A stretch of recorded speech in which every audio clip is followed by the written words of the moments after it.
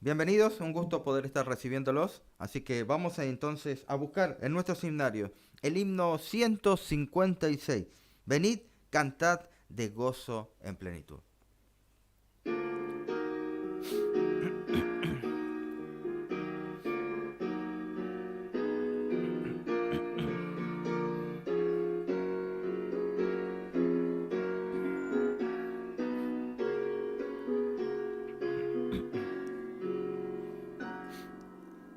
Venid, cantad de gozo en plenitud y dadlo al que su sangre dio. En ella luego nos lavó, en nuestra lepra nos limpió, y así tronos de la esclavitud. Él nos libró de culpabilidad y redimiónos por la eternidad. Con ángeles del cielo nos igualó, precioso Salvador, el que por nos murió. Dios de amor que vino aquí a sufrir, llevando en sí por no la maldición, en vez de eterna perdición nos proporciona salvación, que sin él nadie puede conseguir. Él nos libró de culpabilidad y redimiónos por la eternidad. Con ángeles del cielo nos igualó, precioso Salvador, el que por nos honor y gloria en todo su esplendor será el fin de quien siga a Jesús, si toma en poder su cruz y guiado siempre por su luz, tendrá el sello de su Salvador. Él nos libró de culpabilidad y redimiónos por la eternidad. Con ángeles del cielo nos igualó, precioso Salvador, el que por nos murió. Amén. Vamos a tener una palabra de oración. Los invito a poder postrarnos. Santo Padre, Santo Dios que estás en los cielos, agradecido Señor que podemos libremente reunirnos, poder abrir tu santa palabra, tu santa escritura, que fue inspirada para poder corregirnos, para dar advertencia, para saber de juicio, para saber lo que es pecado. Por eso que queremos que tú nos puedas guiar, dar tu conducción mediante tu Santo Espíritu. Bendito seas tú, oh Dios, que siempre nos das este aliento de vida, con el cual queremos devolverte la alabanza, la gloria, a ti el único el sublime, el que vive en luz inaccesible. Bendito seas tú, oh Dios, en este día, en el bendito nombre de Cristo Jesús. Amén.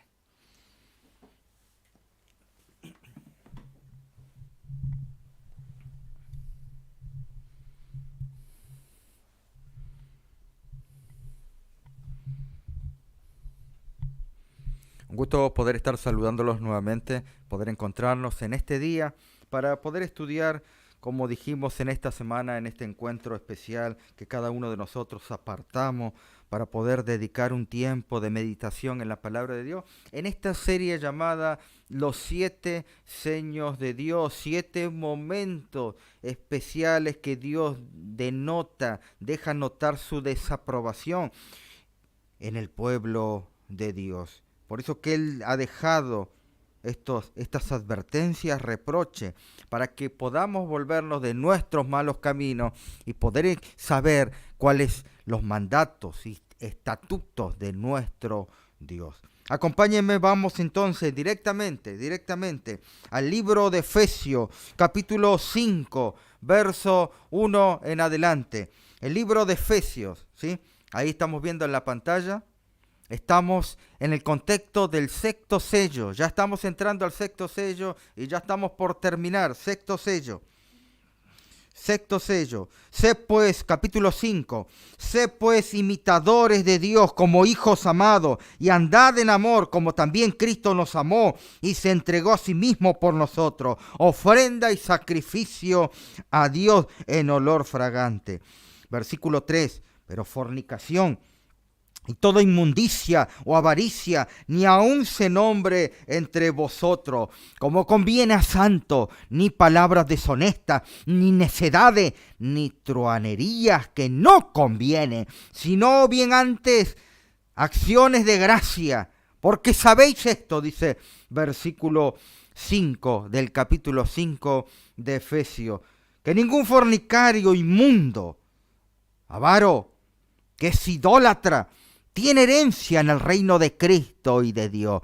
Nadie os engañe con palabras vanas, porque por estas cosas viene la ira de Dios sobre los hijos de desobediencia. No seáis pues partícipes con ellos, porque en otro tiempo erais tiniebla, mas ahora sois luz en el Señor. Andad como hijos de la luz, porque el fruto del Espíritu es toda bondad, justicia y verdad, comprobando lo que es agradable al Señor. No participéis en las obras infructuosas de las tinieblas, sino más bien reprendedlas, porque vergonzoso es aún hablar de los que ellos hacen en secreto. Mas todas las cosas, cuando son puestas en evidencia por la luz, son hechas manifiestas, porque la luz lo manifiesta todo. Por lo cual dice: despiértate tú que duermes, levántate de los muertos y te alumbrará Cristo. Mirad pues con diligencia cómo andéis, no como necios, sino como sabios, aprovechando bien el tiempo, porque los días que vendrán son malos.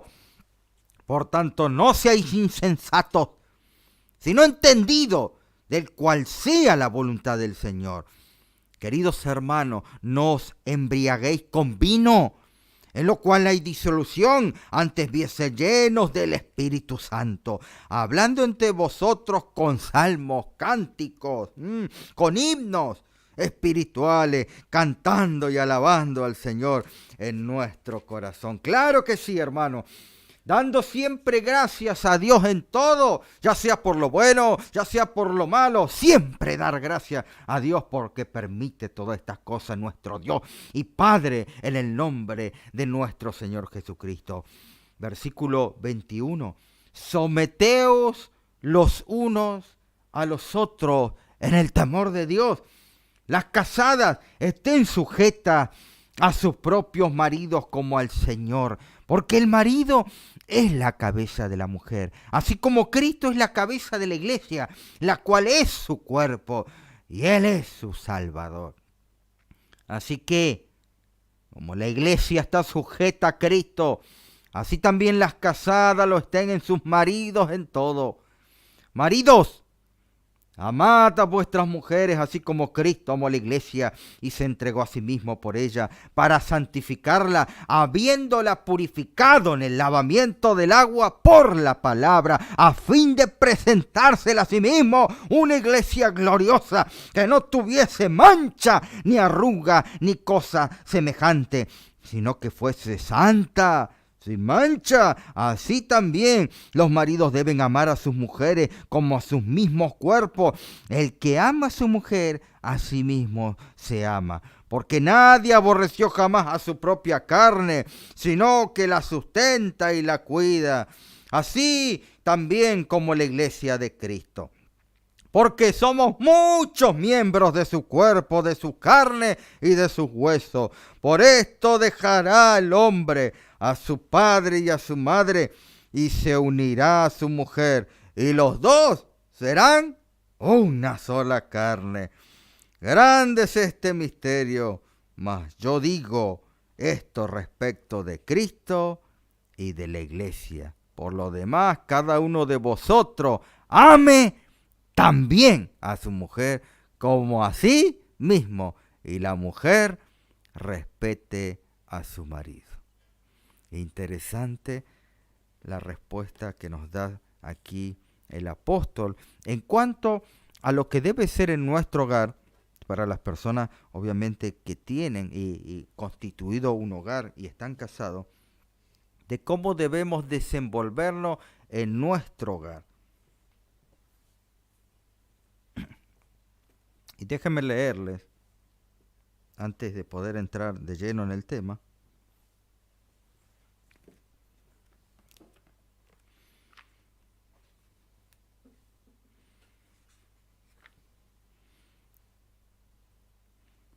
hay hermanas, dice el espíritu de profecía, que están estrechamente vinculadas con la obra de Dios, si es que Él las ha llamado, y también a sus esposos a predicar la verdad presente. Estos siervos, sí, verdaderamente son llamados por Dios, sentirán la importancia de la verdad, se colocarán entre los vivos y los muertos y velarán por las almas con quienes han de dar cuenta. Solemne es su vocación, y sus compañeras pueden ser para ellos una gran bendición o también una gran maldición. Pueden alentarlos cuando están abatidos, consolarlos cuando están desanimados, animarlos a mirar hacia arriba y confiar plenamente en Dios cuando les falta la fe. O pueden seguir una conducta opuesta, mirar al lado sombrío, pensar que pasan por tiempos difíciles y no ejercer fe en Dios, hablar de sus pruebas e incredulidad con sus compañeros. Albergar un espíritu quejoso de parte de sus esposas y murmurador, y ser un lastre y hasta una maldición para ellos. En el espíritu de profecía, allí en Joya de los Testimonios, leemos: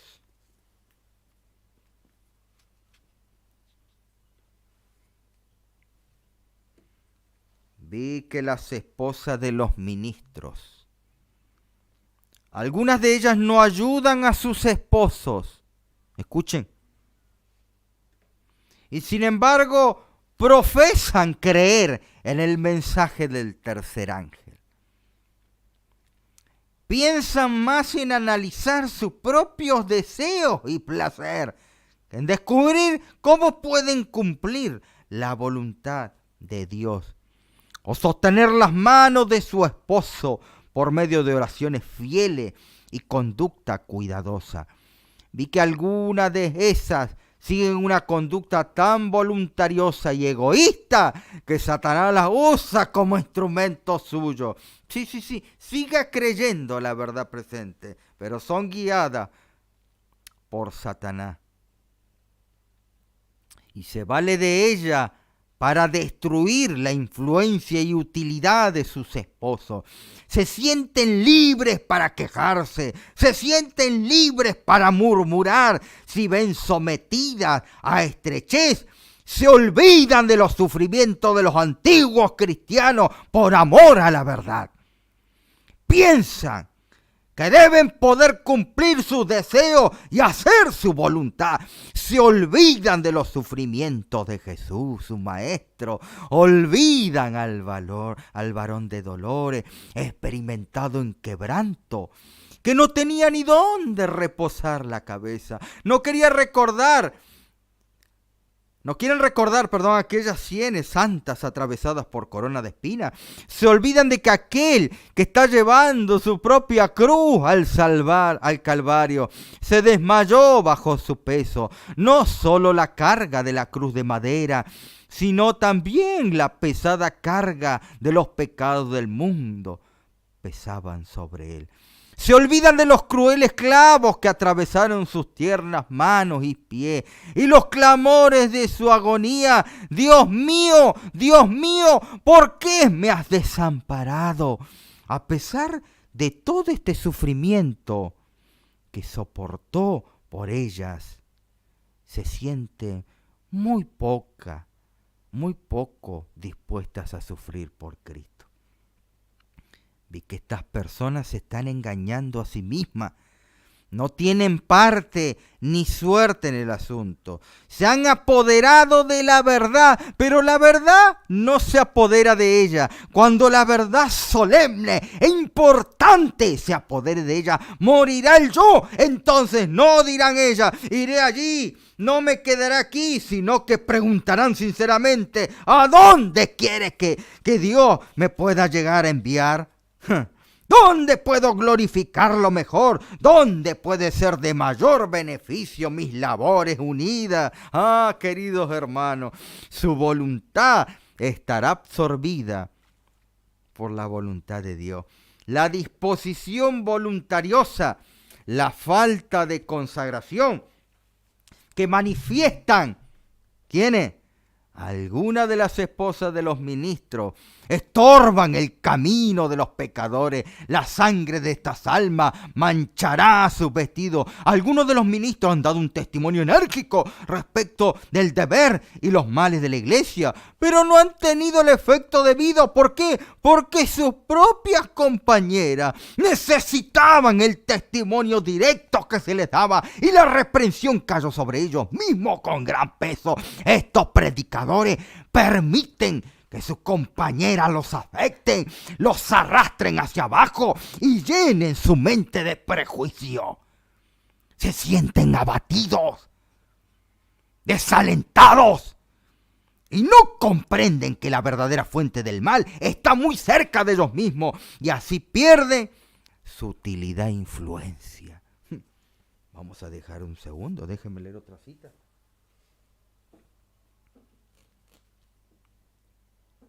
Vi que las esposas de los ministros deben ayudar a sus esposos en sus labores, cuidar muchísimo la influencia que ejercen, porque hay quienes las observan y esperan más de ellas que de otros. Su indumentaria, su vida, su conversación debieran ser un ejemplo que tenga sabor de vida y no de muerte. Vi que deben asumir una actitud humilde y mansa, aunque digna, sin dedicar su conversación a cosas que no tienden a dirigir la mente hacia el cielo. Y aunque esto está dirigido a las esposas de los ministros, tiene mucho que ver con las esposas de nuestros dirigentes de iglesia, diáconos, ancianos, tesoreros, toda persona que esté ligada a la causa de la luz de la verdad presente. A eso van dirigidos estos mensajes. Vi que deben asumir una actitud humilde y mansa, aunque digna, sin dedicar su conversación a cosas que no tienden a dirigir la mente hacia el cielo. Su gran pregunta debe ser: ¿Cómo puedo salvar mi propia alma y ser el medio de salvar a otro? Vi que Dios no acepta una obra tibia al respecto. No, Él no quiere nada tibio. Él quiere todo o no quiere nada. Quiere todo el corazón, el interés o no quiere nada. Su influencia se ejerce decidida e inequívocamente en favor de la verdad o contra ella. Recogen con Jesús, hermanos, van a dispersar lo que haya juntado. Una esposa no santificada es la mayor maldición que puede tener un ministro. Aquellos siervos de Dios que por desgracia tengan en sus casas esta influencia angostadora, deben duplicar sus oraciones, su vigilancia, asumiendo una firme posición, decidida, no permitir que los opriman las tinieblas. Deben aferrarse más a Dios, ser enérgico y decidido, gobernar bien su propia casa y vivir de tal manera que puedan recibir la aprobación de Dios y la custodia de los ángeles. Pero si ceden a los deseos de sus compañeras no consagradas, escuche bien, el sello de Dios pesará sobre su casa. El arca de Dios no puede morar en ella, porque ellos no se apoyan a sus esposas, no apoyan a sus esposas en sus errores y se los toleran.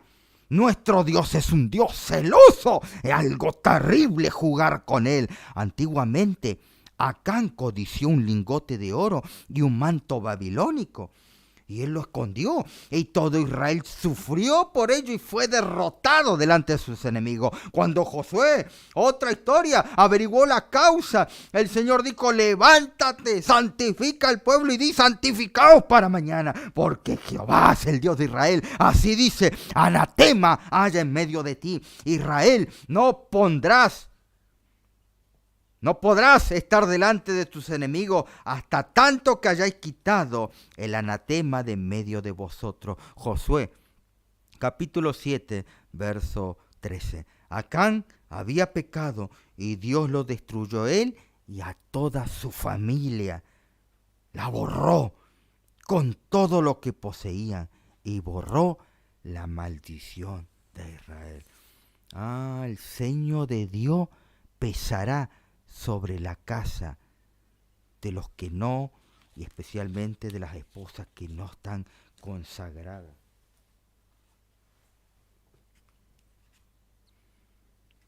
Estas hermanas debieran estar estrechamente vinculadas con la obra de Dios.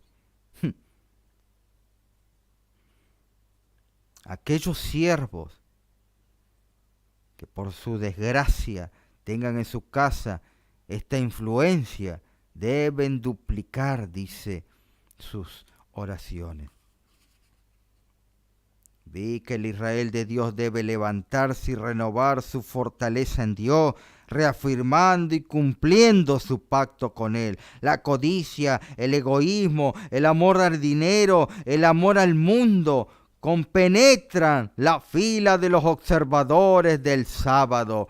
Estos males están destruyendo el espíritu de sacrificio entre el pueblo de Dios. Los que albergan esta codicia en su corazón no se dan cuenta de ello. Ese mal se ha apoderado de ellos. Y a menos que lo desarraiguen, su destrucción será tan segura como la de Acán. Muchos han sacado su sacrificio del altar de Dios. Aman el mundo, desean sus ganancias, y a menos que se produzca en ello un cambio completo, van a perecer con el mundo y todo. Dios le ha prestado recursos. Estos no son propios, pues Dios ha hecho a los hombres mayordomos suyos. Pero debido a esto, los llaman propios y los atesoran, pero cuán prestamente les ha arrebatado todo en un momento, cuando la mano prosperadora de Dios se aparta de ellos. Se deben hacer sacrificios para Dios. Sáquele el sacrificio a la causa, sáquele la angustia, sáquele el calor, el frío, y la causa sería anémica, Oh, cuán débil y frágil es el hombre, cuán débil su brazo. Vi que pronto la altivez del hombre será batida y humillado su orgullo. Reyes, nobles, ricos, pobres, todos por igual serán postrados, caerán sobre ellos las plagas angostadoras de Dios. Interesante. Y Dios sigue hablando de una manera clara. Y hasta si no estamos convertidos, esto llegaría a molestar. Por eso que no se predica entre los observadores de la verdad presente estos temas. Prefieren escuchar otros temas que no denoten y exijan en el altar de Dios un sacrificio vivo, porque en el sacrificio vivo debía arder todo el animal. Allí en el altar de bronce debía consumirse por el fuego de Dios. Esto representa y tiene un precioso simbolismo. Y aunque ya caducó el santuario terrenal, está la espiritual. Y en el espiritual no ha menguado. Todavía Dios exige que en el altar de bronce arda todo nuestro ser. Nuestras manos sean empleadas para la causa de Dios. Nuestros pies que sean para llevar bendición y no los pies presurosos para hacer el mal. Este sexto seño, y cada vez que ya nos estamos acercando al séptimo, cada vez se hace más grave, cada vez se quiere tolerar menos los seños de Dios. Allí vamos entonces a entrar al sexto sello, ¿sí? Vamos a entrar al sexto sello. Aquí tenemos las esposas, ¿sí? Aquí tenemos las esposas hablando de este tema, ¿sí? Es muy interesante, como vuelvo a reiterarles por si alguno se ha distraído. Vi que las esposas de los ministros deben ayudar a sus esposos en sus labores y cuidar mucho de la influencia que ejercen. Y luego dice, deben aferrarse más a Dios y ser enérgicos y decididos, gobernar bien su propia casa y vivir de tal manera que puedan recibir la aprobación de Dios y la custodia de los ángeles, pero si ceden a los deseos de sus compañeras no consagradas, el sello de Dios va a pesar sobre ese hogar, sobre esa casa. Y entonces, ahora sí, vamos a entrar allí. Allí tenemos las fotos de algunas hermanas, ¿sí? Y dice, yo Jaime White, durante mi vida tuve momentos difíciles que afronté, tomado de la mano de mi esposa Ellen White. Ay, si ellos pasaron tiempos difíciles. Vaya a contarle a ustedes los tiempos. A veces nosotros estamos pasando por un tiempo tan angustioso y creemos que nadie lo pasó, que lo que estamos sufriendo nosotros no se puede llegar a soportar. Y aquí cuenta. Por eso que Ellen White dejó, y en cuanto a muchas advertencias que Dios le dio, también dejó notas biográficas en cuanto a su familia, su matrimonio, cómo era ella. Durante mi vida tuve momentos difíciles que afronté, pero tomado de la mano de mi esposa Ellen White, orábamos muy a menudo. El Señor por muchos motivos. En ocasiones orábamos por las adversidades que enfrentaban nuestros hermanos. A veces orábamos por los problemas doctrinales que había en nuestra iglesia. Si esto es la actualidad también, hermano. También orábamos por el avance del mensaje adventista en todo el mundo. Orábamos a menudo por la salud física, por la salud espiritual de los miembros de nuestro hogar. En fin, siempre había motivo para que pudiéramos postrarnos y comunicarnos con el Todopoderoso. Y aún hoy en día sigue habiendo muchos motivos para doblar nuestras rodillas y orar a Dios. Y allí esa es una de las cartas que envió Ellen White y James White en cuanto a su autobiografía. Y los problemas, hermanos, que hoy encontramos dentro de las iglesias no son pocos. Generalmente las consultas No hay mucha gente preguntando a ver qué va a ser el cuerno pequeño. No hay mucha gente preguntando a ver la definición y el simbolismo de los 10 cuernos. No hay mucha gente, aunque hay algunos que preguntan sobre el accionar y hasta dónde llevarán los eventos de Francisquito en cuanto a estos eventos finales y la presentación del nuevo orden mundial. Sí, sí, sí, eso está cundiendo y está primando en la actualidad en el mensaje. Y yo no digo que se deba suavizar ese mensaje y que no es importante, pero no estamos olvidando de lo otro principal. No tenemos las columnas de nuestro hogar. Por más que yo vea que la marea se viene y si yo mi casa no la tengo bien afianzada, la marea va a venir igual, hermano. Y hay muchos problemas dentro de la iglesia. Y un ejemplo es el que tenemos en cuanto a la primera pareja que existió, que fue creada por Dios, Adán y Eva. Allí en el relato bíblico, en el relato de Génesis,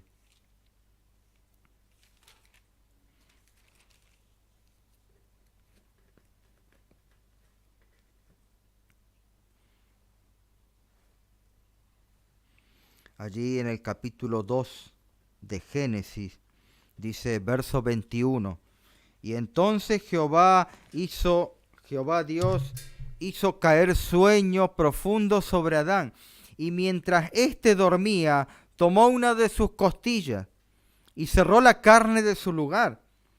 Y de las costillas que Jehová tomó Dios del hombre, hizo una mujer.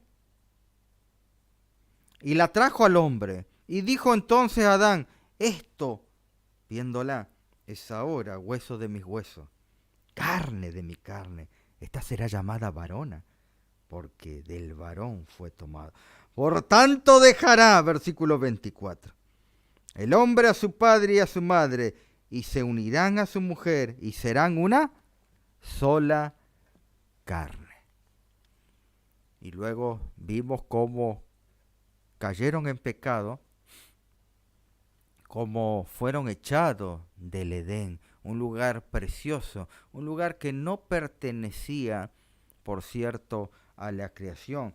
Y acotando un poquito sobre esto, allí dice en el versículo también 2 que estábamos leyendo, en el versículo 8 dice que Jehová Dios plantó un huerto en el Edén. Es hermoso que después de haber creado todo, Él trajo este huerto, este huerto que fue trasplantado. La palabra en el original se llama nata y da a entender que el Edén fue colocado y que no pertenecía a esta creación. De allí pues fueron echados Adán y Eva y había ángeles que resguardaban el lugar. Parece ser que el Edén tenía una sola entrada. Y por cierto, ellos cuando se fueron de ahí ya no podían pertenecer en aquel lugar, en esa morada, hicieron sus casas muy cerca de la puerta, ¿sí? Allí está Primera de Timoteo, vamos a ver, en el libro de Primera de Timoteo,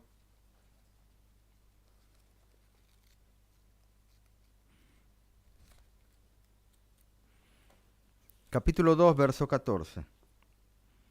Y Adán no fue engañado, sino que la mujer, siendo engañada, incurrió en transgresión.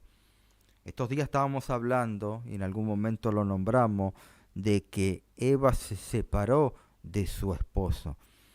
Y al no prestar atención a los reproches, advertencias de Dios y de los ángeles, de que había un engañador, un padre de mentira, que iba a venir a tentarlo, puesto que había en la creación, luego de haber terminado todo, también había había un árbol del conocimiento del bien y del mal, y que no debían comer de su fruto. Y ellos habían sido adoctrinados para que estén preparados a los asaltos de este enemigo. Y aquí el relato dice que Adán no fue él el que fue engañado, sino que fue la mujer engañada, y ella incurrió en transgresión. Y a Eva se le habló de la tristeza y los dolores que sufriría. El Señor dijo, tu deseo será para tu marido. Él se va a enseñorear de ti. En la creación, Dios la había hecho igual a Adán. Si hubiera permanecido obediente a Dios en concordancia con su gran ley de amor, siempre habría estado en una mutua armonía. Pero el pecado había traído discordia y ahora la unión y la armonía podían mantenerse únicamente mediante la sumisión del uno al otro. Sigamos. Y esto está en Patriarcas y Profetas, ¿sí? Eva sí había sido la primera en pecar, había caído en tentación por haberse separado de su compañero, contrariando la instrucción divina. Adán pecó a sus instancias y ahora ella fue puesta en sujeción a su marido.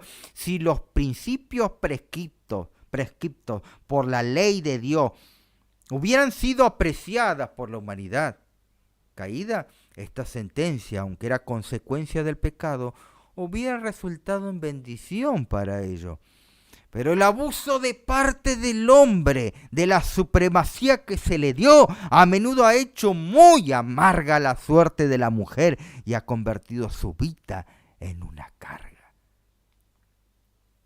Sigue diciendo, junto a su esposa, Eva sí había sido perfectamente feliz en su hogar edénico, pero a semejanza de las inquietas Evas de hoy, se lisonjeaba con ascender a una esfera superior a la que Dios le había designado, en su afán de subir más allá de su posición original, descendió a un nivel más bajo.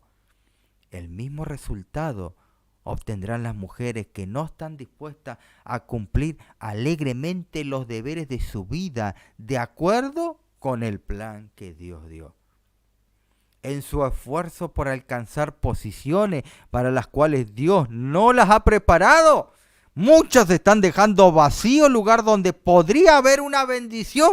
En su deseo de lograr una posición más elevada, muchas han sacrificado su verdadera dignidad femenina y la nobleza de su carácter. Han dejado sin hacer la obra misma que el cielo les señaló. Otra cita más.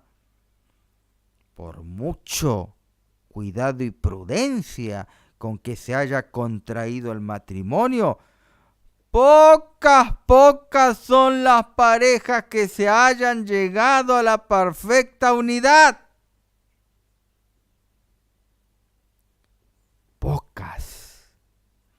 Al realizarse la ceremonia del casamiento, la unión verdadera de ambos cónyuges es obra de los años subsiguientes.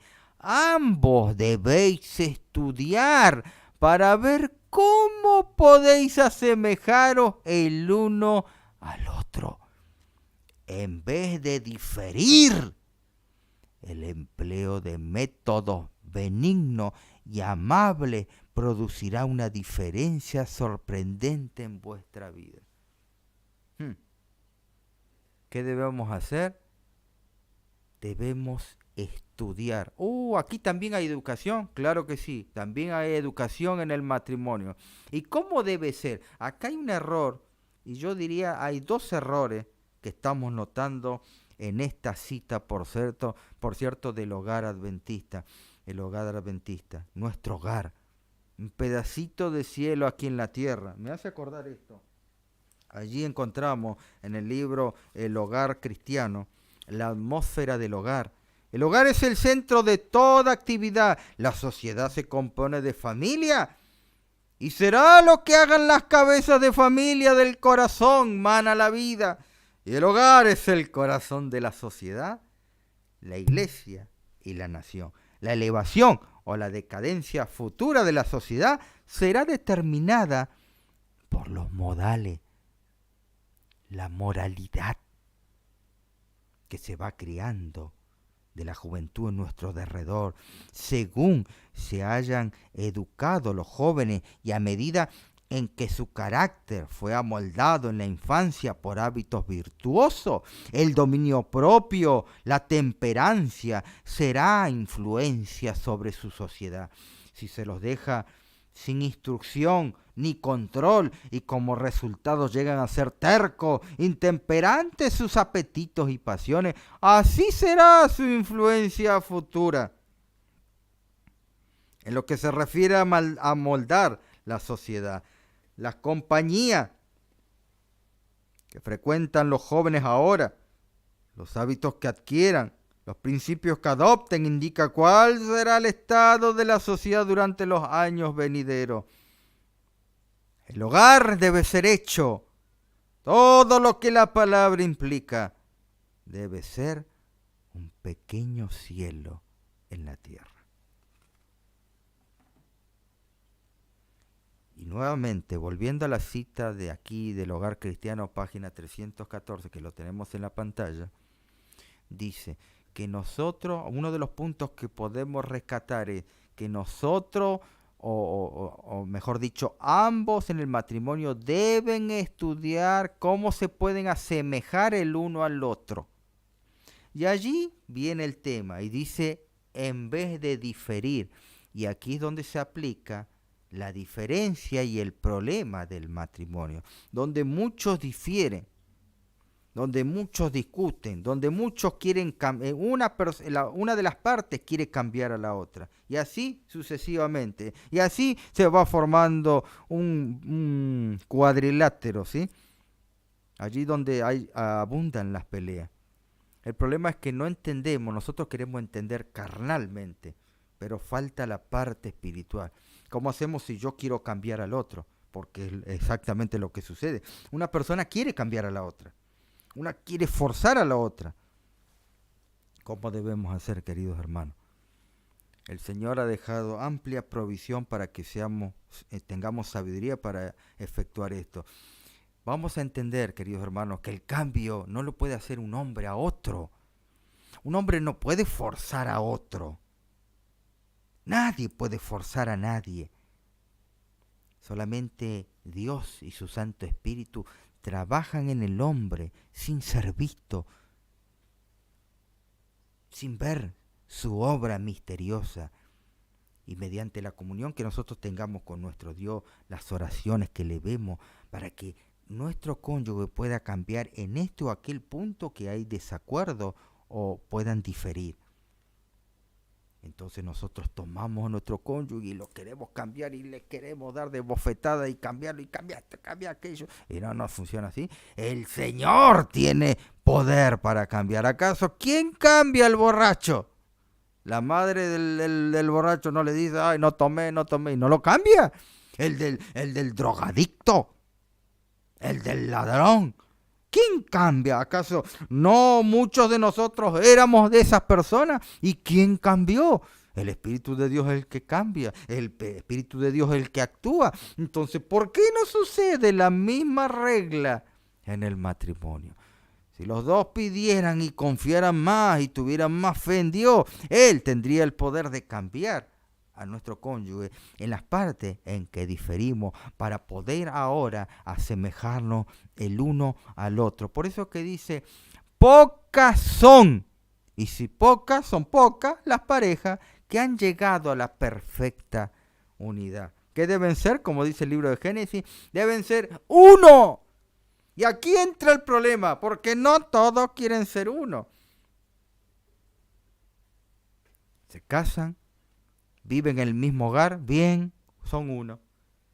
Pero después, cuando escarbamos un poquito más adentro, ay, hermanos, aquí vienen los problemas. La esposa trabaja, él también trabaja, ella tiene su dinero, él tiene su dinero, y ahí ella tiene que gastar las cosas del hogar, y él no gasta, y guarda su dinero, y lo esconde, y dice, este dinero es mío, esto me pertenece, y olvidándose de lo que Dios dijo, los dos serán uno, y si los dos son uno, no hay nada separado. Entonces todo, si es uno, es uno. Si hay unidad, hermano. Unidad en fuerza, unidad en propósito de los dos, querés salvar almas. Los dos encausados en esto. Los dos encausados también en lo monetario. ¿Cuántos matrimonios hay que están casados y cada uno maneja su dinero? ¿Quién les dijo a ellos que eso está bien? ¿Quién les enseñó? Si la palabra de Dios dice y los testimonios que deben ser uno en todo, deben ser uno en todo. ¿Cuántas esposas? Y lamentablemente yo he escuchado muchas parejas. Porque así como yo les decía que no hay tantos que vienen a consultar, a ver, dígame de esto, del cuerno pequeño, de las trompetas, de esto, no. Lo que más consulta la gente, lo que más problemas tiene y poco se predica es de las familias y los matrimonios. Es lo que más mal se llevan, hermano. Usted consulta y ustedes son uno, sí, nosotros somos uno. Y ahí nomás, hermano. Y usted comparte su... No, él no me quiere dar nada del dinero que gana.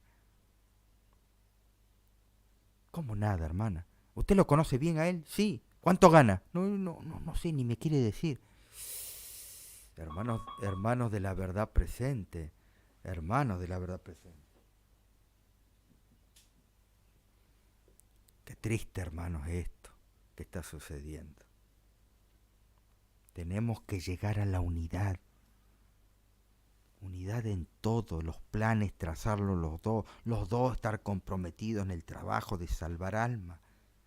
Los dos buscando una consagración y elevar nuestros propósitos. Sigamos, antes de entregar sus afectos, la mujer que desea una unión apacible y feliz y evitar miserias, pesares futuros, debe hacerse la pregunta: ¿tiene mi madre pretendiente? ¿Qué distingue el carácter de ella? ¿Reconoce él sus obligaciones para con ella? ¿Tiene en cuenta sus deseos y felicidad?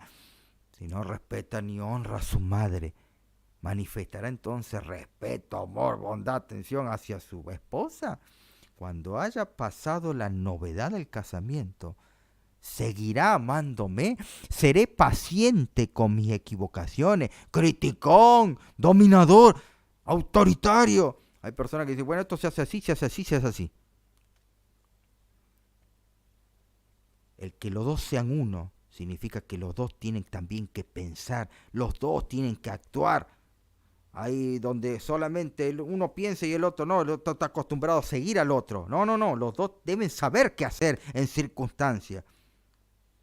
En las circunstancias que estamos viviendo de los eventos finales. No podemos estar divagando. Seré paciente, dice, el verdadero afecto disimula muchos errores y el amor no los discernirá. Una cita más. También se me ha mostrado que muchas veces la esposa comete un grave error. Pastor, ¿por qué habla mal de la esposa? Yo estoy leyendo la cita, mi querido hermano. Ella no realiza esfuerzos decididos para dominar su propio genio, hacer feliz el hogar. Manifiesta a menudo inquietud, profiere quejas innecesarias. El esposo llega de su trabajo cansado, perplejo y encuentra un rostro ceñudo en vez de palabras alegres y alentadoras. Él es humano y sus afectos se apartan de su esposa. Pierde el amor al hogar, su senda se oscurece y se desvanece su valor. ¿Cuántos hermanos no llegan a sus hogares? No quieren llegar, salen del trabajo y no quieren llegar a sus hogares. Vaya a saber dónde se van, hermano. Porque ahí dice, pierde el amor al hogar, su senda se oscurece. Sigamos una cita más. Pierde el respeto propio, la dignidad que Dios les exige que mantengan. El esposo es la cabeza de la familia, como Cristo es la cabeza de la iglesia, y cualquier actitud sumida por la esposa que pueda disminuir su influencia y degradar su posición digna y responsable desagrada a Dios. Y ahora aquí yo voy a parar 2 segundos, porque hay muchos que están entendiendo mal esto. Es verdad que el pasaje dice el esposo es la cabeza de la familia, pero no dice que el esposo debe ser autoritario, no dice que debe tener un sirviente, no dice eso. Yo he conocido en otros países donde hablamos de este machismo, que hay cosas que los hombres no hacen en otros países y solamente tienen que hacer las mujeres. Ahora, cuando dice que el esposo es la cabeza, lo que está diciendo, porque hay muchas esposas que no van a la iglesia porque el esposo se los impide. El esposo, cuando dice que es la cabeza, es el sacerdote para hacer el culto. Es el sacerdote para colocarnos ahora en la causa de Dios los dos. Vamos a hacer esto. Ahí debe ser la cabeza. No que su palabra es una ley. No es eso. Los dos deben asemejarse.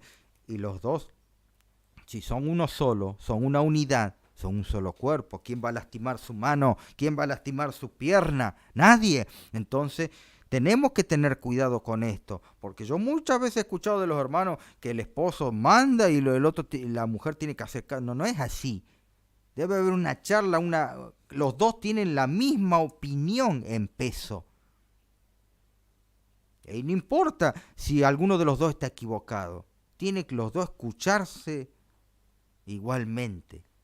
Allí dice, cualquier actitud asumida por la esposa que pueda disminuir su influencia y degradar su posición digna y responsable desagrada a Dios. Entonces, ¿qué quiere decir realmente?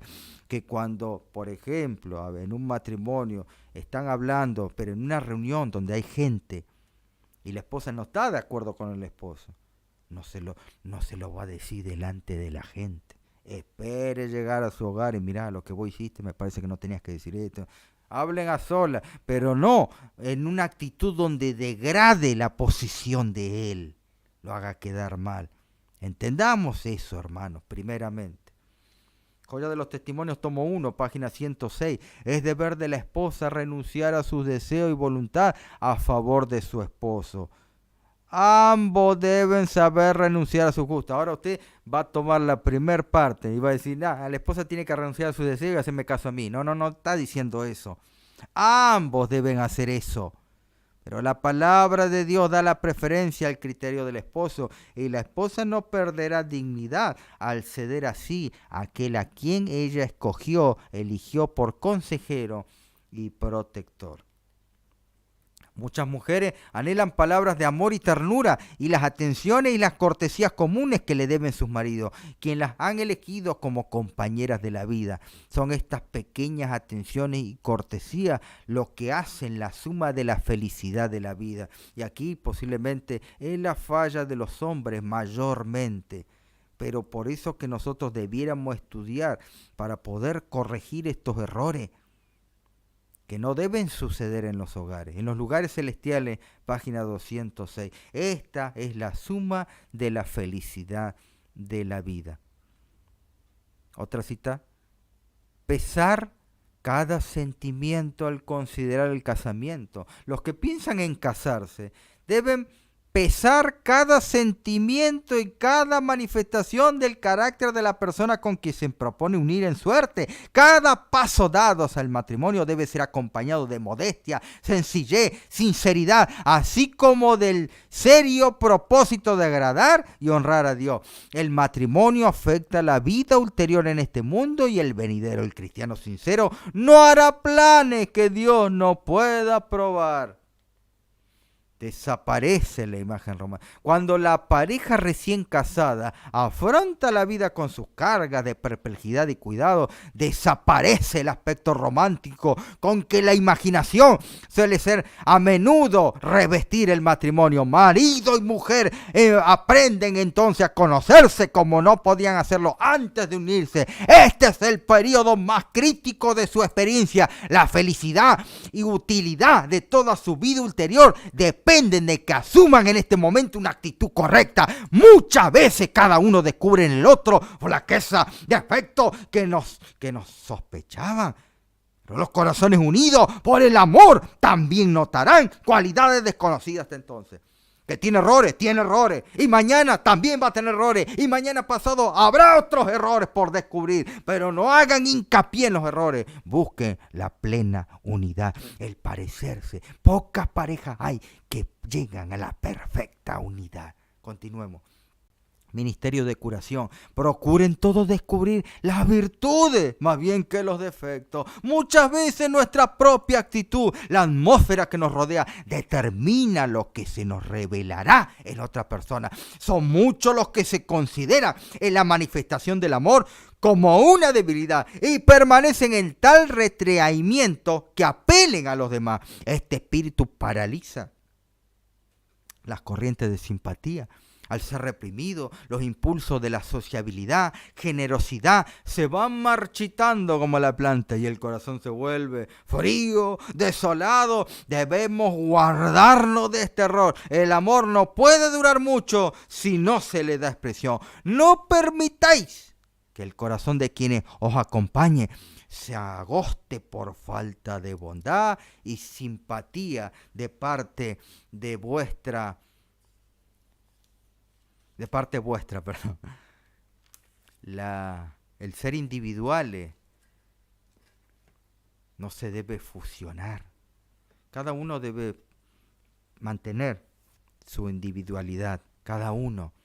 Ni el marido ni la mujer deben fundir su individualidad en la de los cónyuges. Cada cual tiene su relación personal con Dios. A Él tienen que preguntarle cada uno. ¿A quién? A Dios. ¿Qué bueno? ¿Qué malo? ¿Cómo cumpliré mejor el propósito de la vida? ¿A quién? A Dios. Fluya el caudal del cariño de cada uno hacia aquel que dio su vida por ello. Considérese a Cristo el primero y el último, el mejor en todo. En la medida en que vuestro amor a Cristo se profundice y fortalezca, se va a purificar y fortalecerá vuestro amor mutuo. Entera sumisión solo a Jesús. Dios requiere que la esposa recuerde siempre el temor y la gloria de Dios. La sumisión completa que debe hacer es al Señor Jesucristo, quien la compró como hija suya con el precio infinito de su vida. Su individualidad no puede desaparecer en la de su marido, porque ha sido comprada con Cristo Jesús. El amor estimula hacia fines más nobles. ¿Qué estimula? El amor. ¿Y qué es el amor, queridos hermanos? Aquí hay una revistita que yo leía muy de joven, cuando era muy chiquito todavía, ¿sí? Esto, uno de los folletos más interesantes que el espíritu de profecía puede tener para nuestros jóvenes, para los que están buscando tal vez casarse, siempre desean, y a veces no saben el tiempo en que debe ser esto.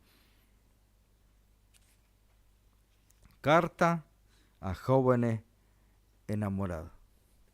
Uno de los libritos más interesantes, de los cuales yo he leído del espíritu de profecía.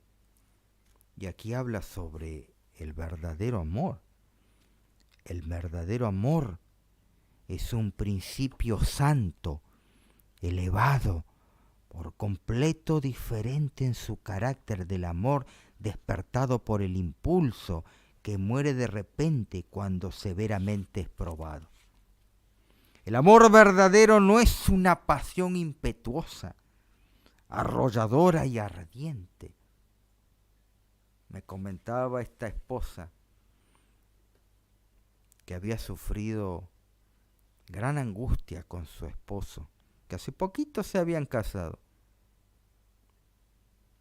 Y ella con tristeza, no viendo otra solución, me pedía consejo en cuanto a su separación y cómo debía hacerla.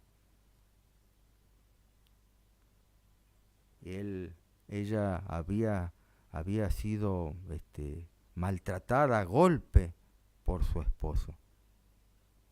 Luego de pasada la novedad, había visto tal cual es él. Y ella decía, yo no sé por qué me tocó así, como si fuera el acto de la suerte el que nos pueda tocar. Y yo decía, pero el Señor te tuvo que dar alguna señal antes de poder casarte. Vos no sabías que era así. No, yo no sabía. No puedo entender eso. El Señor tuvo que haberte dado una señal antes de que si aprobaba esto o no. Sí, nosotros orábamos, nosotros hacíamos esto. No, tuvo que darte una señal antes. Y luego con el paso del tiempo, ella me fue contando. Y ahí me di cuenta que el Señor le había dado señales de que no debía efectuarse ese matrimonio. Lo que nosotros pensamos que es amor, no es amor. Y no le dio una señal, le dio más de 10 señales. No puedo obviamente contar esas cosas, pero le dio más de 10 señales como para decirle que ella no debía efectuar ese casamiento apresurado. El verdadero amor no es una pasión impetuosa, arrolladora y ardiente. Por el contrario, es sereno, profundo, mira más allá de lo externo, es atraído solamente por las cualidades prudentes, capaz de discernir claramente, y su devoción es real y permanente. El amor es un precioso don que recibimos de Jesús. El afecto puro, santo, no es un sentimiento, sino que es un principio. Los que son movidos por el amor verdadero no carecen de juicio, no son ciegos. La mansedumbre y la amabilidad, la tolerancia, el no sentirse fácilmente provocado y el soportarlo, esperarlo, sufrirlo todo, esas cosas son los frutos que produce el precioso árbol del amor. Qué interesante esto, el precioso árbol del amor. Yo no sé si ustedes lo tienen. Cultive lo más noble que haya en sí y esté pronto a reconocer las buenas cualidades del otro. El saberse apreciado es un admirable estímulo y motivo de satisfacción. La simpatía y el respeto alientan el esfuerzo para alcanzar la excelencia y el amor aumenta al estimular la persecución de fines cada vez más nobles. Sonrisas y palabras suaves para la familia.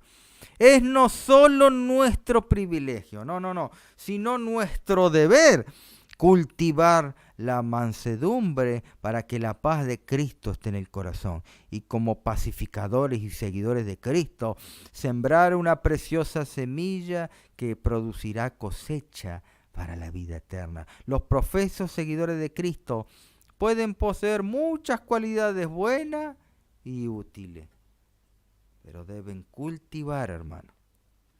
Pero su carácter queda muy deformado por un temperamento falto de bondad, displicente y juzgador.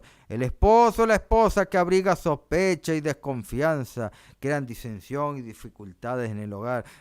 Cuántos matrimonios a golpe de puño de los que dicen ser de la verdad presente.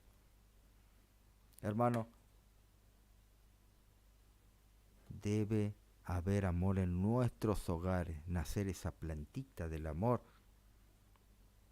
para que luego sea transportado los que van a predicar la verdad presente. Yo noto en este tiempo de los muchos que predican la verdad presente, no tienen bien constituido el hogar.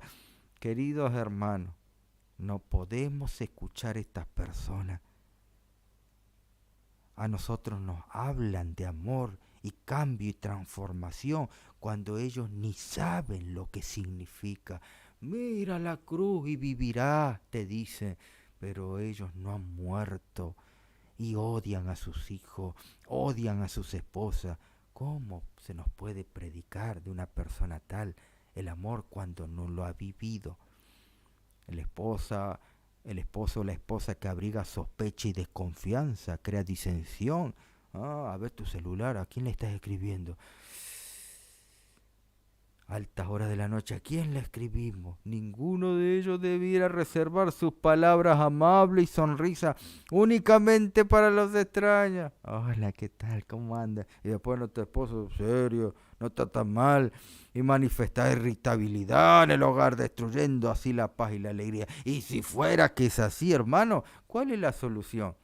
Porque hay muchos matrimonios que no se hablan por meses, días, semanas, que no caiga el sol sobre tu enojo cada vez que termine el día, a arreglarse. ¿Cómo arreglarse? Bueno, ahora pedime disculpas. No, no, no, no. Venga, vamos a unirnos, porque los dos somos uno. Pocos son los que son uno. Debe evitarse el lenguaje vulgar.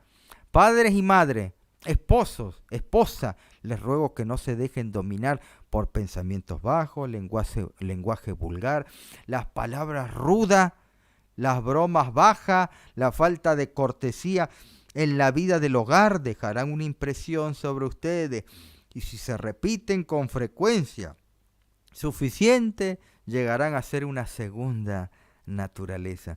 El hogar es un lugar demasiado sagrado como para contaminarlo con vulgaridad, sensualidad y recriminaciones. Hay un testigo que dice: yo conozco tus obras. Permitan que el amor, la verdad, la bondad, la paciencia sean las plantitas que se cultiven en el jardín del corazón. Y hablando de plantitas, el poder del amor, este poder es un principio que encierra fuerza intelectual y moral, que no se puede separar de él. Qué interesante, hermano. Y aquí también vemos eso en el jardín del corazón, en esta carta 18. Así que Adán y Eva, aunque hubieron pecado y aunque fueron echados del hogar edénico, vivieron felices, ¿sí? Como siempre nos cuentan, vivieron felices, cada uno de ellos. Pero siempre buscando a Dios. Y ellos se arrepintieron del mal que habían cometido. Y de allí viene ese dicho que muchos de nosotros decimos al casarnos: hasta que la muerte nos separe. Nosotros debemos cultivar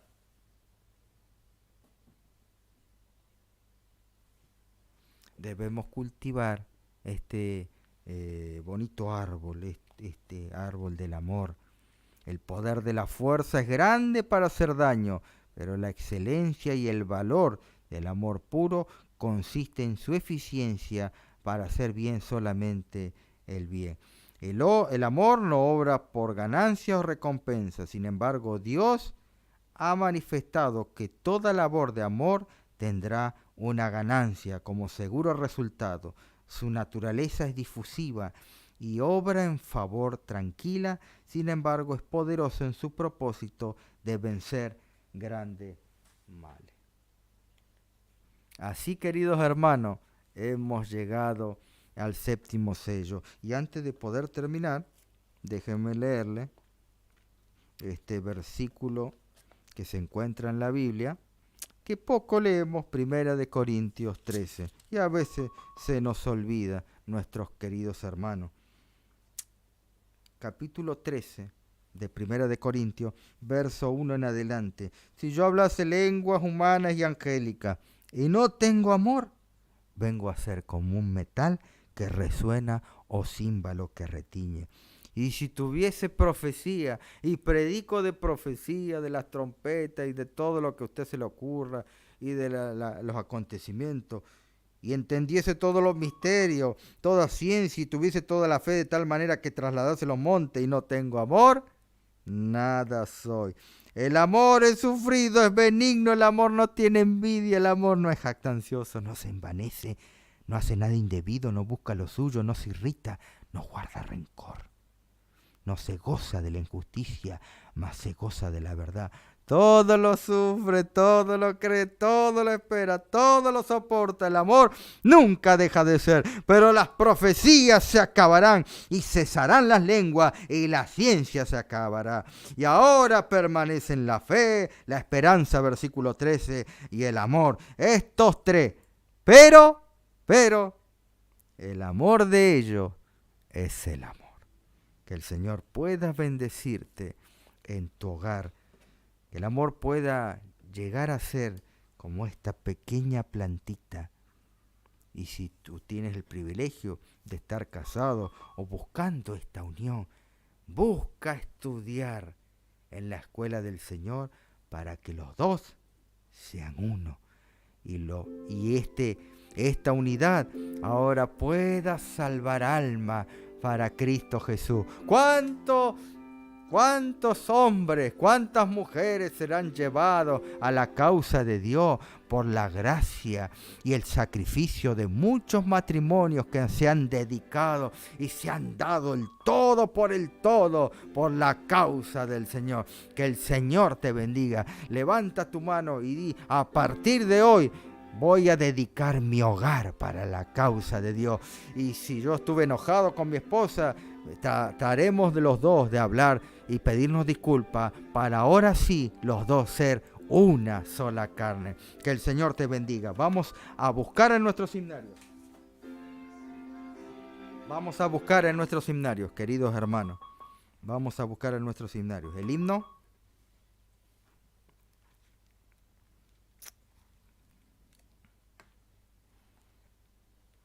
178. Himno 178. 429. Ahí me están corrigiendo, ¿sí? Himno 429. Paso a paso, Dios me guía. Vamos a cantar con fuerza, con ganas. Hermanos, todos estos días recuerden, sí, recuerden estos días, hermanos, estamos tocando esta serie de los 7 sellos. Así que también, queridos hermanos, recuerden traer himnario para cantar en sus hogares. Himno 429. Esto se murió. Sí, pásalo allá. Sí.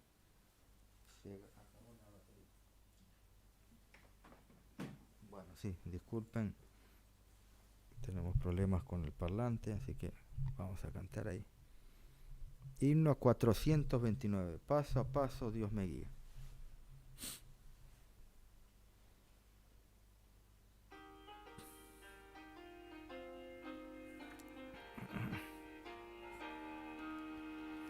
Paso a paso Dios me guía, ¿qué más puedo ya pedir? Nunca dudo de su gracia, pues conmigo puede ir. Paz divina y consuelo, al confiar en Él tendré. Pues si algo sucediere, Cristo lo sabrá muy bien. Pues si algo sucediere, Cristo lo sabrá muy bien. Paso a paso Dios me guía, gozo siempre al alma da, fuerza da al que es tentado, lo alimenta del maná. Paz divina y consuelo, al confiar en Él tendré. Pues si algo sucediere, Cristo lo sabrá muy bien. Pues si algo sucediere, Cristo lo sabrá muy bien. Paso a paso Dios me guía, de mi afán fatigador, del descanso prometido, en su reino mi Señor. Paz divina y consuelo, si algo sucediere, Cristo lo sabrá muy bien. Pues si algo sucediere, Cristo lo sabrá muy bien. Amén, amén, amén. Vamos a orar, queridos hermanos, ¿sí? Acompáñenme a poder postrarnos para que toda rodilla se pueda postrar en el nombre de nuestro Señor Jesús. Santo Padre, Santo Dios, que estás en los cielos, agradecido Señor, porque todavía podemos buscarte en oración. Gracias Señor, porque nos muestras en tu escritura y tus testimonios que uno de los pilares del hogar debe ser fortalecido, restaurado, sus sendas deben ser arregladas, para que podamos soportar los ardides, el último ataque de Satanás contra el pueblo, porque él busca que este pueblo no te encuentre ni te busque. Él busca desarmar, dividir, mas todo lo que has unido tú, oh Dios, sea para siempre y eterno. Que nuestro matrimonio, que nuestros esposos, nuestras esposas puedan ser llenas del Espíritu Santo para buscar la unidad, para buscar y elevar en nuevos planes, en santidad y justicia, rectitud, buscar hacer lo bueno, no hacer notar las deficiencias, sino exaltar las virtudes del uno al otro. Así sea tu palabra, que no caiga vacía. Bendito seas tú, oh Dios, puedas resguardar los hogares de los miembros en este tiempo. Te lo agradecemos, Señor, porque siempre estás presto para cuidarnos, siempre estás presto tu oído para escuchar nuestras oraciones. Que tu magna gracia sea sobre tu pueblo. Eso es nuestro designio, nuestro deseo. Y que también el deseo de Cristo Jesús, por el cual se dio en sacrificio vivo para que su iglesia sea una iglesia sin mancha ni arruga. En su bendito nombre, el nombre de Cristo Jesús, te damos gracias. Amén.